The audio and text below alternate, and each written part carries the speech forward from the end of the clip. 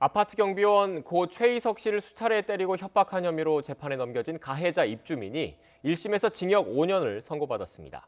재판부는 죄질이 좋지 않고 가해자가 반성도 하지 않아서 대법원 권고 형량을 넘은 엄한 처벌이 불가피하다고 밝혔습니다. 취재기자 연결해 자세한 내용 알아보겠습니다. 안윤학 기자. 네, 사회부입니다. 네, 경비원 갑질로 사회적 공분을 일으켰던 입주민 결국 실형을 선고받았군요. 네, 그렇습니다. 아파트 경비원을 폭행하고 협박한 혐의로 재판에 넘겨진 가해 입주민 A씨에 대한 1심 선고가 오늘 서울 북부지법에서 진행됐는데요. 재판부가 A씨에게 징역 5년을 선고했습니다.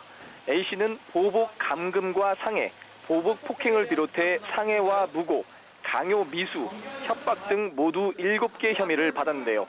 모두 유죄로 인정됐습니다.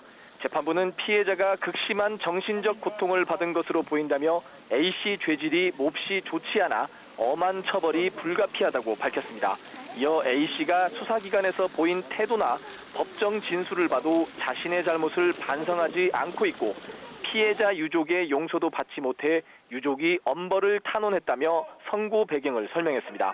재판부는 대법원 양형 기준에서 정해진 권고 형량은 징역 1년에서 3년 8개월 사이지만 여러 사정을 종합해 권고 형량 범위를 벗어나 형을 정하겠다며 징역 5년의 중형을 선고했습니다. 그런데 가해자 입주민은 최근 결심 공판까지도 자신의 혐의를 끝내 부인했죠.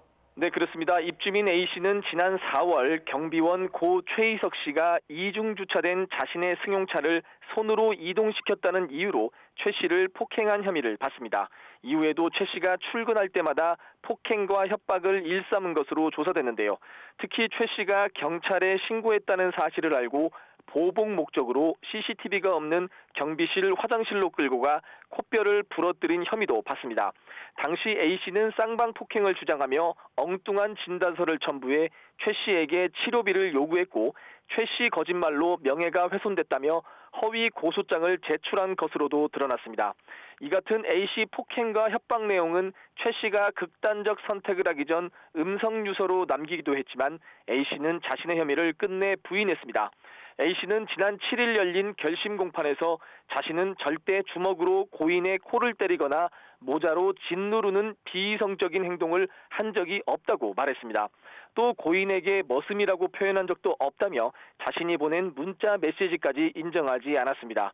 이에 검찰은 A씨가 범행을 전혀 반성하지 않고 있고 고인이 친형에게 구타당한 것이라는 등 궤변을 늘어놓고 있다며 징역 9년을 구형했고 재판부도 이런 의견을 대부분 받아들여 중형을 선고했습니다. 지금까지 사회부에서 YTN 안윤학입니다.